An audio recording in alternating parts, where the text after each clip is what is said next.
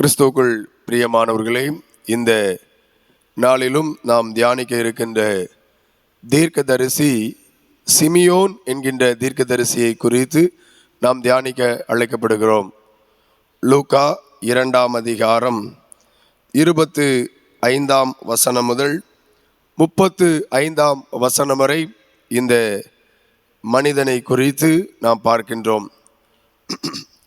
இவர் தீர்க்கதரிசிதானா அப்படிங்கிற சந்தேகம் அநேகருக்குள்ளே வரலாம்.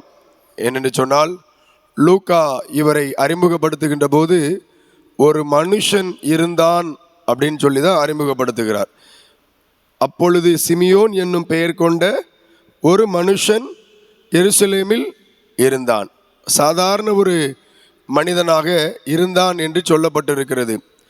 ஆனால் அவருடைய வாழ்விலே அல்லது அந்த சம்பவத்திலே அவர் தீர்க்க தரிசனம் உரைத்தார் அப்படின்னு நம்ம பார்க்கிறோம் இல்லையா? மரியாளை குறித்து தீர்க்க தரிசனம், குழந்தையாகிய இயேசு கிறிஸ்துவை குறித்து தீர்க்க தரிசனம் உரைத்தார் என்று சொல்லி பார்க்கிறோம். ஆகவே தீர்க்க தரிசிகளின் வரிசைகளிலே நாம் இவரையும் எடுத்துக்கொள்கிறோம். இப்போ இந்த சிமியோனு குறித்து நாம் அறிந்து கொள்வோம் என்று சொன்னால், சிமியோன் என்கின்ற பெயருக்கு கேட்டல் என்று அர்த்தம். தேவன் கேட்டு கொண்டிருக்கிறார் என்று அர்த்தமாகும். ஷிமியோன் அப்படிங்கிற வார்த்தை எபிரேயத்தில் ஷீமோன் அப்படின்னு அழைக்கப்படுகிறது. இது ஷமா அப்படிங்கிற வார்த்தையிலிருந்து வந்தது. ஆதியாகமம் 29:33 கர்த்தர் நான் அற்பமாய் எண்ணப்பட்டதை கர்த்தர் கேட்டருளி எனக்கு இவரை தந்தார் என்று சொல்லி சிமியோன் என்று பெயரிட்டாள். கர்த்தர் கேட்டருளினார். சிமியோன் என்றால் கர்த்தர் கேட்டருளினார்.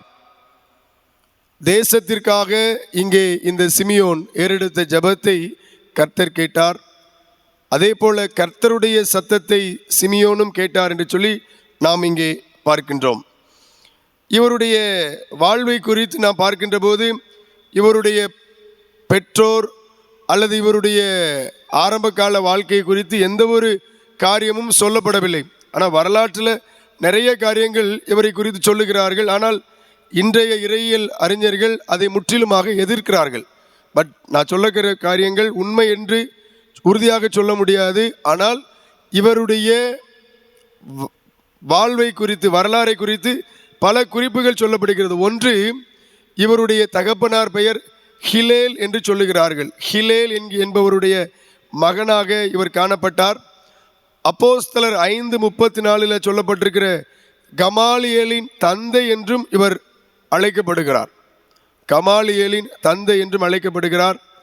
அதோடு கூட மாத்திரமல்ல, சனகரிப் சங்கத்தினுடைய ஒரு தலைவராகவும் இவர் இருந்திருக்கலாம் என்று சொல்லி இவரை குறித்து ஒரு குறிப்பு சொல்லுகிறது. இன்னொரு குறிப்பு சொல்லுகிறார்கள், கிறிஸ்துவுக்கு முன்னாடி 3ஆம் நூற்றாண்டில் பழைய ஏற்பாடு முழுவதையும் எபிரேய மொழியிலிருந்து கிரேக்க மொழியிலே மொழிபெயர்த்தார்கள். அதை செப்துவஜென்ட் என்று சொல்லுவார்கள். 70 பேர் கொண்ட குழு அங்கே மொழிபெயர்த்தது. செப்துவஜென்ட் என்றால் அது 70 என்று அர்த்தமாகும். இந்த 70 பேர் அடங்கிய குழுவிலும் அவர் இருந்தார் என்று சொல்லுகிறார்கள். கிறிஸ்து பிறப்பதற்கு 300 வருஷத்துக்கு முன்னாடியே இவர் இருந்தார் அப்படிங்கிற ஒரு குறிப்பு சொல்லுகிறது. அதற்கு அவர்கள் ஆதாரமாக சொல்லுகிற ஒரு காரியம், ஏசாயா 7:14 அந்த எபிரேய மொழியிலிருந்து கிரேக்க மொழிக்கு மொழிபெயர்க்கும் போது, இதோ ஒரு கன்னிகை கர்ப்பவதியாகி ஒரு குமாரனை பெறுவாள். அப்போ அதை அப்படியே அவங்க கிரேக்க மொழியில் மாற்றுறாங்க. எபிரேய மொழியிலிருந்து கிரேக்க மொழியில் மாற்றுறாங்க. அப்படி மாற்றும் போது இவருக்கு ஒரு சந்தேகம் வந்ததாம். என்ன சந்தேகம்னா, எப்படி ஒரு கன்னி கர்ப்பவதியாகி குமாரனை பெற முடியும் அப்படிங்கிற ஒரு சந்தேகம் வந்ததாம். இதெல்லாம் இவரை குறித்து சொல்லப்படுகிற வரலாற்று தகவல்கள். சரியா? பைபிளில் கிடையாது, சொல்லப்படுகிற வரலாற்று தகவல்கள். அப்போ ஆண்டவருடைய வார்த்தை உரைக்கப்பட்டதாம், இப்படி கண்ணியின் வயிற்றிலே ஒரு குமாரனை பெறுவாள், அதை காணும் முன்னே நீ மரணம் அடைய மாட்டாய். இல்லையா? இவருக்கு கொடுக்கப்பட்ட வார்த்தை என்ன? அந்த கிறிஸ்துவை காணும் முன்னே மரணம் அடைய மாட்டாய் என்று பரிசுத்த ஆவியினாலே அவனுக்கு அறிவிக்கப்பட்டும் இருந்தது. ஆக அந்த மொழிபெயர்ப்பு குழுவில் இவர் இருந்ததாகவும், அதை இவர் விசுவாசியாதனாலே அந்த குழந்தையை காணும் முன்னே நீ மரணம் அடைய மாட்டாய் என்கின்ற ஒரு தீர்க்க தரிசனம் இவருக்கு உரைக்கப்பட்டதாகவும் வரலாற்று குறிப்பு சொல்லுது. அப்போது இன்றைய இறையியல் அறிஞர்கள் என்ன சொல்கிறாங்கன்னா, அப்படி பார்த்தா இவருக்கு இயேசு கிறிஸ்துவின் காலத்தில் கிட்டத்தட்ட 360 வயசு இருக்கணும். முதல் குறிப்பு, இவருக்கு 360 வயசு இருக்கணும். இது பாசிபிளே கிடையாது அப்படின்னு சொல்கிறாங்க. ரெண்டாவது, இவர் கமாலியலின் தந்தையாக இருப்பார் என்று சொல்லி உண்மையாக இருக்கும் என்று சொன்னால், லூக்காவை எழுதினது லூக்கா ஆசிரியர் தான், அப்போஸ்தலர் எழுதினதும் லூக்கா ஆசிரியர் தான். எங்கேயாவது ஒரு இடத்துல என்ன பண்ணியிருப்பார், இதை மென்ஷன் பண்ணியிருக்கணும். கண்டிப்பாக அதையும் இவர் மென்ஷன் பண்ணலை. ஆக ஏதோ ஒரு சாதாரண ஒரு நபராக இவர் இருந்திருக்கலாம் என்கின்ற குறிப்பை தான் நாம் அப்படியே வேதத்திலிருந்து என்ன பண்ணுறோம், எடுத்துக்கொள்கிறோம். இப்போ இவருடைய வாழ்வை குறித்து அங்கே பார்க்கின்ற போது, எருசலேம் இஸ்ரவேலின் ஆறுதல் வர காத்திருக்கிறவராக இவர் காணப்பட்டார் என்று சொல்லி பார்க்கிறோம். நிறைய இடத்துல இருந்தார் இருந்தார் இருந்தார் அப்படிங்கிற வார்த்தை போடப்பட்டிருக்கும். பாருங்களேன், 25வது வசனத்தில், ஒரு மனுஷன் எருசலேமில் இருந்தான், அவன் தேவ பக்தியும் நீதியும் உள்ளவனாயும் இஸ்ரவேலின் ஆறுதல் வர காத்து இருக்கிறவனாயும் இருந்தான், அவன் மேல் பரிசுத்த ஆவி இருந்தார். இப்படி அவரை குறித்து இருந்தார் என்று போடப்பட்டு, இப்போ 27வது வசனத்தில் பார்த்தீங்கன்னா, அவன் ஆவியின் ஏவுதலினால் தேவாலயத்தில் வந்து இருந்தான். ஆக இவன் காத்திருக்கிற காரியத்தை குறித்து நான் பார்க்கிறோம். எதற்காக? இஸ்ரவேலிலே ஆறுதல் வர காத்திருக்கிறான். இந்த ஆறுதல் அப்படிங்கிற வார்த்தைக்கு நான் அன்னைக்கு ஒரு வார்த்தை சொல்லி கொடுத்தேன். எபிரேயத்தில் என்ன வார்த்தை? நாகும் அப்படிங்கிற வார்த்தை சொல்லி கொடுத்தேன் இல்லையா? நாகும் அப்படின்னா ஆறுதல் அப்படின்னு சொல்லி கொடுத்தேன். அதற்கு பயன்படுத்தப்பட்ட கிரேக்க வார்த்தை புதிய ஏற்பாடு எபிரேய மொழியில் அப்படிங்கிறதுனால பாராக்ளீசேஸ் அல்லது பாராக்ளீட்டோஸ் அப்படிங்கிற வார்த்தை பயன்படுத்தப்பட்டது. ஆறுதல், ஊக்கப்படுத்துதல், அழைத்தல், அருகே நின்று பலப்படுத்துதல் அப்படிங்கிற வார்த்தையெல்லாம் அதற்கு மொழிபெயர்ப்பு செய்யப்பட்டிருக்கிறது. இஸ்ரவேல் ஜனங்களுக்கு ஒரு ஆறுதலை தரும்படியாக, இஸ்ரவேல் ஜனங்களை பலப்படுத்தும்படியாக, அந்த காரியங்கள் நிறைவேறுவதற்காக இவர் காத்திருக்கிறார். ஏன் இஸ்ரவேலுக்கு ஆறுதல் வரணும் அப்படின்னு சொன்னால், மல்கியா தீர்க்கதரிசி புஸ்தகத்துக்கு அப்புறம் இந்த இயேசு கிறிஸ்துனுடைய வருகை வரை 400 ஆண்டுகள் இல்லையா? மல்கியா தீர்க்க தரிசன புஸ்தகம் எழுதப்பட்ட ஆண்டு 430வது ஆண்டு. மல்கியாவுக்கு கர்த்தருடைய தூதனானவருக்கு உரைக்கப்பட்ட தீர்க்க தரிசன காரியங்கள். இப்போ இயேசு கிறிஸ்து பிறப்பு வரைக்கும் கிட்டத்தட்ட 400 ஆண்டுகள். அதை ஒரு இருண்ட காலம் என்று சொல்லுகிறார்கள், அமைதியின் காலம், மௌன காலம், சைலன்ஸ் பீரியட் என்று சொல்லுகிறார்கள். தேவனுடைய வார்த்தையோ கர்த்தருடைய சத்தமோ ஜனங்களுக்கு உரைக்கப்படவில்லை. 1 சாமுவேல் 3ஆம் அதிகாரம் 1வது வசனத்திலே பார்ப்பது போல, தேவனுடைய சத்தத்தை கேட்பது ரொம்ப அரிதானதாகவே இருந்தது. அப்படிப்பட்ட சூழலில் யூத ஜனங்கள், இஸ்ரவேல் ஜனங்கள் தங்கள் மீட்புக்காக, தங்கள் ரட்சிப்புக்காக மேசியாவை எதிர்பார்த்திருந்தார்கள். நம்ம ஏற்கனவே பார்த்தபடி வடக்கு சாம்ராஜ்யத்தை அசீரியர்கள் அழித்தார்கள், தெற்கு சாம்ராஜ்யத்தை பாபிலோனியர்கள் அழித்தார்கள். அசீரிய படையெடுப்பு பாபிலோனிய படையெடுப்பால் ஒழிக்கப்பட்டது. பாபிலோனிய படையெடுப்பு பாரசீகர்கள் ஒழித்தார்கள். பாரசீகர்களை கிரேக்கர்கள் அழித்தார்கள், அது அலெக்சாண்டர். கிரேக்கர்களை ரோமர்கள் அழித்தார்கள். இப்படி ஒவ்வொரு குரூப் அழித்துட்டு இருக்கும்போது இஸ்ரவேலுக்கு விடிவு காலம் வரவே இல்லை, இஸ்ரவேலுக்கு ரட்சிப்பு வரவே இல்லை. மேசியா எப்படியாவது வருவார் என்று காத்து கொண்டிருந்தார்கள். எப்படி வருவார்?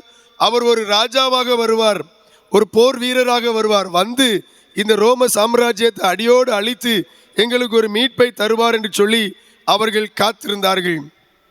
4 விதமான கூட்ட ஜனங்கள் அங்கே இருந்தார்கள் என்று சொல்லி பார்க்கிறோம். ஒன்று பரிசேயர்கள், 2வது சதுசேயர்கள், 3வது செலாத்தே எனப்பட்ட ஒரு குரூப். பரிசேயர்கள் யார் அப்படின்னா, பிரித்தெடுக்கப்பட்டவர்கள், தேவனுடைய நியாயப்பிரமாணத்தை அப்படியே கை கொள்ளுகிறவர்கள், முன்னோர்களுடைய பாரம்பரியங்களை கை கொள்ளுகிறவர்கள். சதுசேயர்கள் யார் அப்படின்னா, அவர்களும் யூதர்கள் தான், ஆனால் சமுதாயத்தில் உயர் வகுப்பினராக கருதப்பட்டவங்க, ஆலயத்திலும் சரி அரசியலிலும் முக்கியமான பொறுப்பில் இருந்தவங்க. இது சதுசேயர்கள். 3வது குரூப் யாருன்னா செலாத்தே என்கின்ற குரூப். இந்த செலாத்தே அப்படின்னா தீவிரவாதிகள் மாதிரி, எப்படியாவது ரட்சிப்பு வேணும்னு சொல்லி ஒரு நக்சலைட் மாதிரி உட்கார்ந்து விடுதலைக்காக போராடினவர்கள், யூத குலத்தை சார்ந்தவர்கள். 4வது ஒரு குரூப் யாருன்னா எசன்ஸ் அப்படிம்பாங்க, எசன்சியர்கள். இவர்கள் யாருன்னா வனாந்தரத்தில் போய் அமர்ந்திருக்கிறவங்க, தங்களுடைய வாழ்வை தூய்மைப்படுத்தி கொண்டு தேவனுடைய ரட்சிப்புக்காக காத்திருக்கிறவர்கள். யோவான் ஸ்நானகன் இந்த எசன்சியர்கள் அப்படிங்கிற குரூப்பை சார்ந்தவர் என்று சொல்லி பார்க்கிறோம்.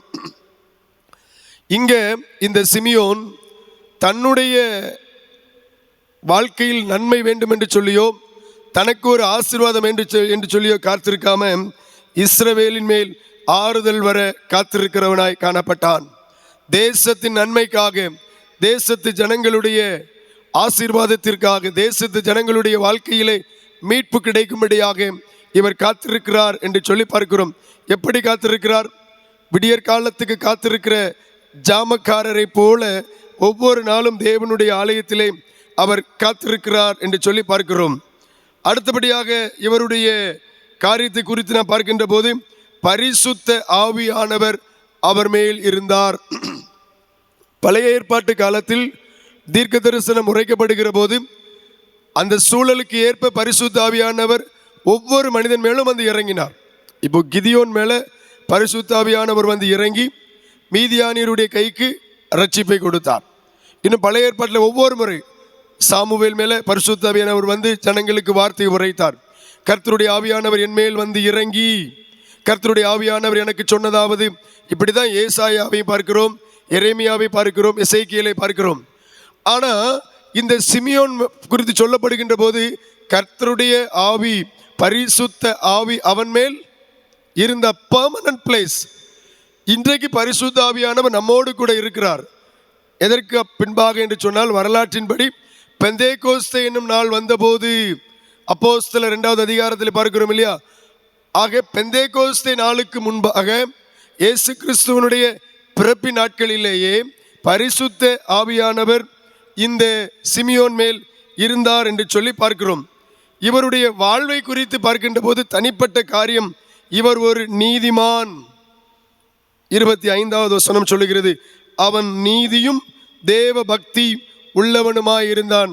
நீதிமான், நீதிமான் அப்படிங்கிற வார்த்தைக்கு சதேக் அப்படிங்கிற எபிரேய வார்த்தை பயன்படுத்தப்பட்டிருக்குது. சதேக், சதேக் அப்படின்னா தன்னுடைய வாழ்க்கையை, தனிப்பட்ட வாழ்வை பரிசுத்தமாய் காத்துக்கொள்வதோடு கூட மாத்திரமல்ல, மற்றவர்களிடத்தில் இருக்கிற உறவிலே ஒரு உண்மை உள்ளவனாக, ஒரு நேர்மை உள்ளவனாக வாழ்ந்து காட்டுவது.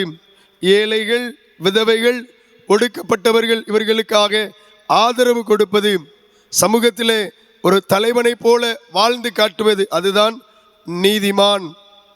சதேக். இப்போ மெல்கி சதேக் அப்படிங்கிற பேர் நம்ம பார்த்துருப்போம். சதேக் என்றால் நீதி என்ற அர்த்தம்.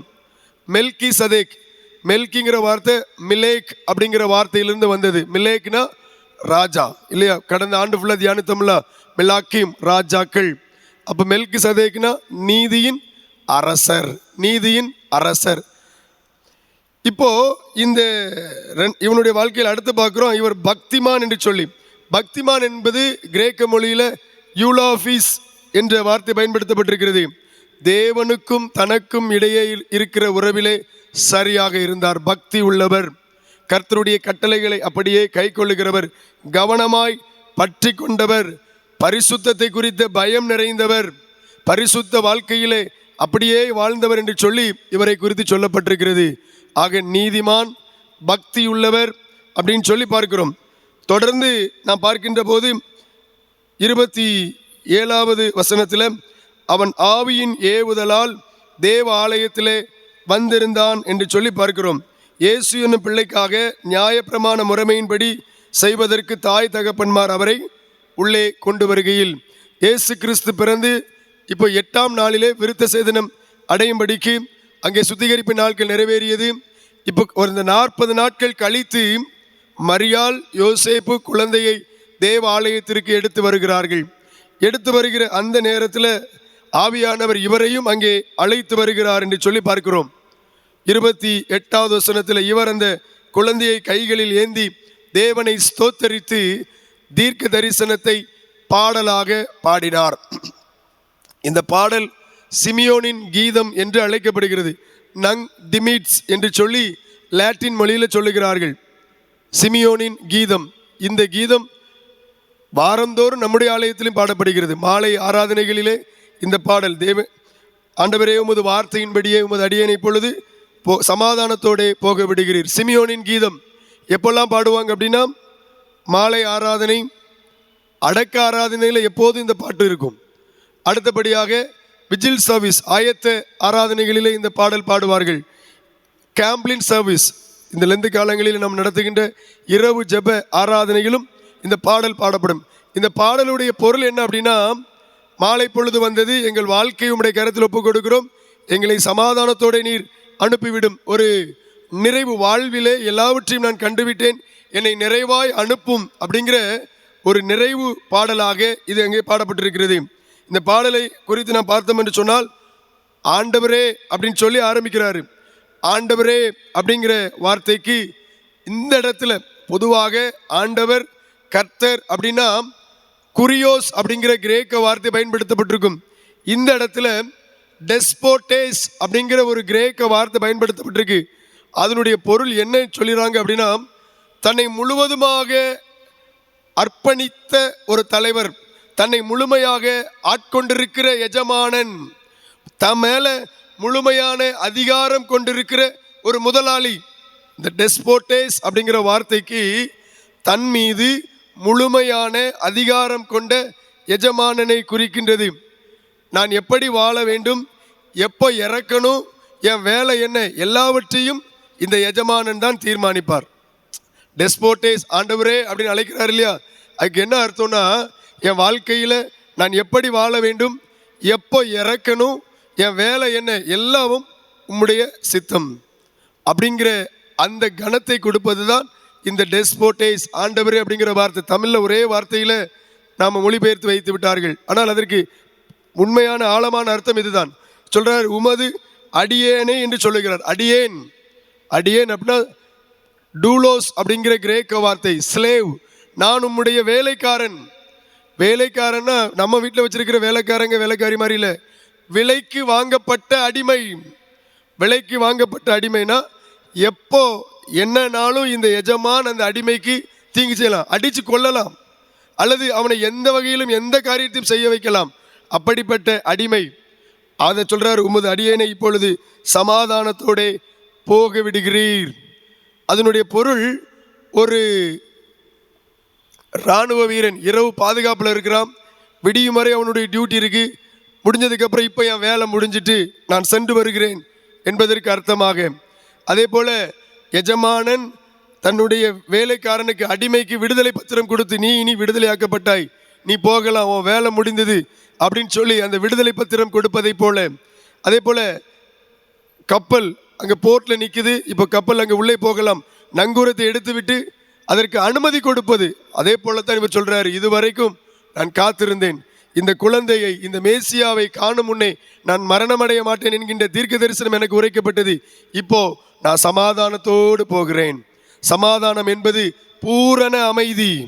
பூரண அமைதி அப்படின்னா அவ்வளோதான், எனக்கு என் வாழ்க்கையில் எல்லாம் முடிந்தது, எல்லாம் முடிந்தது அப்படின்னா இனி எனக்கு விருப்பம் எதுவும் கிடையாது, இனி என் வாழ்க்கையில் ஆசை, இனி என் வாழ்க்கையில் இது நடக்கணுங்கிற எந்த காரியமும் கிடையாது, நான் சமாதானத்தோடு போகிறேன், மன நிம்மதியாக போகிறேன். அப்படிங்கிறதுக்கு தான் இம்முது அடியேனை சமாதானத்தோடே போக விடுகிறீர். இந்த குழந்தை புறஜாதிகளுக்கு ஒளியாக இருப்பார். புறஜாதிகளுக்கு ஒளியானா உலகத்தில் எந்த மனுஷனையும் பிரகாசிப்பிக்கிற ஒளி தான் மெய்யான ஒளி. மத்தேயு சுவிசேஷம் யூதர்களை மையப்படுத்தி யூதர்களுக்காக எழுதப்பட்டது. இந்த லூக்கா சுவிசேஷம் இயேசு கிறிஸ்து எல்லாருக்கும் இரட்சகர். ஆகவே தான் இயேசு கிறிஸ்து பிறந்த உடனே வேதவசனம் சொல்லும், தூதர்கள் சொல்லுவாங்க, எல்லா ஜனத்துக்கும் மிகுந்த சந்தோஷத்தை உண்டாக்கும் நற்செய்தியை உங்களுக்கு அறிவிக்கிறேன். மத்தேயுல பார்த்தீங்கன்னா யூதருக்கு ராஜாவாக பிறந்திருக்கிறவர் எங்கே, யூதர்களை தான் முக்கியத்துவப்படுத்துவாங்க. ஆனால் லூக்கா எல்லா ஜாதிகளுக்கும், ஆகவே புறஜாதிகளுக்கு அவர் அங்கே பிரகாசிக்கிற ஒளியாக. உம்முடைய ஜனமாகி இஸ்ரவேலுக்கு மகிமை. இஸ்ரவேலுக்கு எப்படி மகிமை அப்படின்னா, இரட்சகர் வருகிறார், அந்த இரட்சகர் இஸ்ரவேல் ஜனத்திலிருந்து வர்றாரு, இஸ்ரவேல் குடும்பத்திலிருந்து வர்றாரு. சொல்லுவோம்ல, கலெக்டர் எங்க ஊருக்காரு அப்படின்னு நமக்கு என்னது பெருமை, மகிமை. அதான் இஸ்ரவேலுக்கு மகிமை. இஸ்ரவேலில் இருந்து ஒரு இரட்சகர் எழும்புகிறார். தமிழ்நாட்டில் இருந்து இல்லை, கேரளாவில இருந்து இல்லை, இஸ்ரவேலிலிருந்து எழும்பு. அது இஸ்ரவேலுக்கு மகிமை என்று சொல்லப்பட்டிருக்கிறது. இப்போ இது குழந்தையை குறித்து சொல்லப்பட்ட தீர்க்க தரிசனம். கடைசியா 34வது வசனத்தில் பாருங்க, சிமியோன் அவர்களை ஆசீர்வதித்து அவருடைய தாயாகிய மரியாளை நோக்கி ஒரு தீர்க்க தரிசனம் உரைக்கிறார். என்ன? அநேகருடைய இருதய சிந்தனைகள் வெளிப்படுத்தத்தக்க இந்த குழந்தை அநேகருடைய இருதயத்தின் சிந்தனைகளை வெளிப்படுத்தும். பேதுருனுடைய மறுதலிப்பை வெளிப்படுத்தியது, யூதாசுடைய துரோகத்தை வெளிப்படுத்தியது. இப்படி எல்லாருடைய இருதயத்தையும் வெளிப்படுத்தக்கூடிய ஒரு குழந்தையாக இஸ்ரவேலில் அநேகர் விழுகிறதற்கு யார் விழுந்து போனாங்க அப்படின்னா, பரிசேயர்கள், வேத பாரகர்கள், சதுசேயர்கள், மற்றவர்களை விட தங்களை பெருமையாய் நினைத்தவர்கள். இப்படி பெருமையாய் நினைத்த அநேகர் விழுந்து போறதற்கும் எழுகிறதற்கு என்று சொன்னால், ஆயக்காரர்கள், பாவிகள், அவரை ஏற்றுக்கொண்ட அத்தனை பேரும் தங்கள் தாழ்வான நிலையிலிருந்து எழுந்து எழுகிறதற்கும் விரோதமாய் பேசப்படுவதற்கும். யார் விரோதமா பேசினாங்க அப்படின்னா, இவன் பைத்தியக்காரன், பிசாசு பிடித்தவன், இவன் விபச்சாரக்காரன் என்று சொல்லி ஆண்டவராக இயேசு கிறிஸ்துவனுடைய கரத்திலிருந்து நன்மைகளையும் அற்புதங்களையும் பெற்றுக்கொண்ட அவருடைய சொந்த ஜனங்களே இல்லையா, அவருக்கு சொந்தமானவர்கள் கூட அவரை ஏற்றுக்கொள்ளவில்லை, விரோதித்தார்கள், விரோதமாய் பேசினார்கள். அவர்கள் எல்லாரும் விரோதமாய் பேசுவதற்கு அடையாளமாகவும் இவர் நியமிக்கப்பட்டிருக்கிறார்.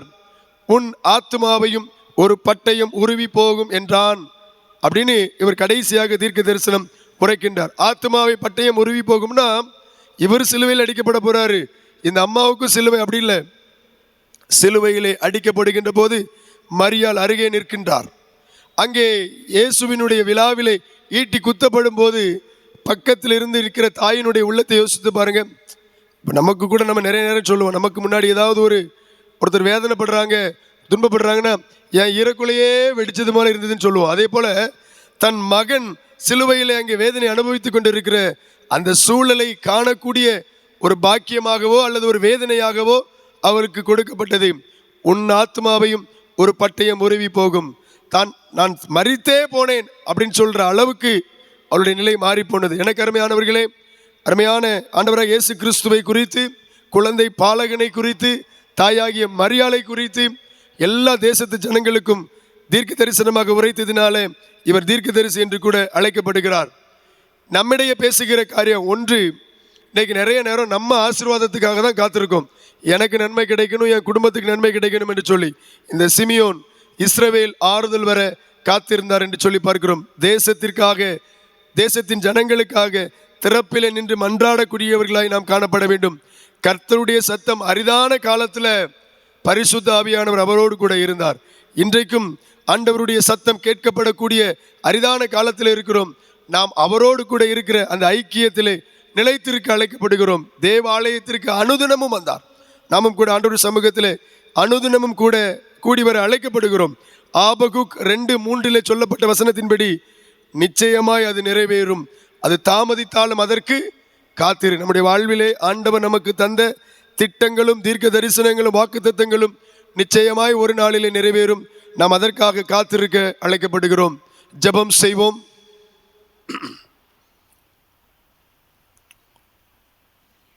எருசலேமிலே சிமியோன் என்னும் பெயர் கொண்ட ஒரு மனுஷன் இருந்தான். அவன் நீதி உள்ளவனும் பக்திமானும் இஸ்ரவேல் ஆறுதல் வர காத்திருக்கிறவனுமாயும் இருந்தான். ஆண்டவரே, அவருடைய வாழ்வை குறித்து, அவர் உரைத்த தீர்க்க தரிசனங்களை குறித்து நாங்கள் தியானித்திருக்கிறோம். இன்றைக்கு நாங்களும் எங்கள் ஜெபங்களும் எங்களுடைய சுயநல காரியத்திற்காக இராமல் தேசத்தின் ஜனங்களுக்காக, அழிந்து கொண்டிருக்கின்ற ஆத்துமாக்களுக்காக திறப்பிலே நிற்கிறவர்களாய் எங்களை உருவாக்கும் சுவாமி. இந்த காலை பொழுதிலும் உமது சமூகத்திலே வந்திருக்கிற அத்தனை பேரையும் கர்த்தர் ஆசீர்வதிக்கும்படியாய் ஜெபிக்கிறோம்.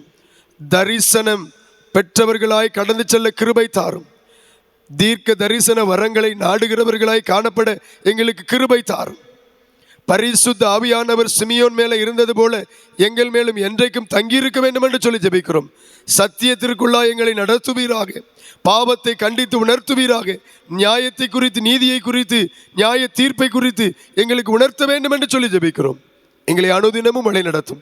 அப்படிப்பட்ட உன்னதமான ஸ்லாக்கியத்தை இந்த காலை பொழுதுல உங்க சமூகத்தில் கூடி வந்திருக்கிற அனைவருக்கும் நீர் தர வேண்டும் என்று சொல்லி ஜெபிக்கிறோம். இந்த நாளை எங்கள் ஒவ்வொருவருக்கும் ஆசீர்வதித்து தாரும். இந்த நாளிலும் நாங்கள் திட்டம் பண்ணி இருக்கிற காரியங்கள், எங்களுடைய பிரயாணங்கள், பணிகள், படிப்புகள், வேலைகள், கைகளின் பிரயாசங்கள் எல்லாவற்றையும் ஆசீர்வதித்து தாரும்.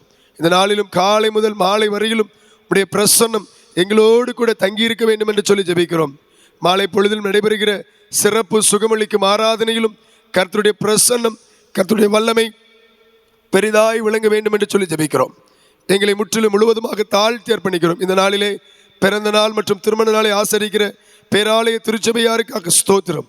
கர்த்தர் ஒவ்வொருவரையும் ஆசீர்வதிப்பீராக. நன்மையும் கிருபையும் தொடரட்டும் என்று சொல்லி ஜெபிக்கிறோம். இந்த நாளிலும் காலை முதல் மாலை வரையிலும் கர்த்தருடைய ஆவியானவரின் வல்லமை, உம்முடைய வழிநடத்துதல், உம்முடைய கிருபை எங்களோடு கூட தங்கியிருக்க வேண்டும் என்று இயேசு கிறிஸ்துவின் இன்ப நாமத்தில் ஜெபிக்கின்றோம் நல்ல பிதாவே. ஆமேன்.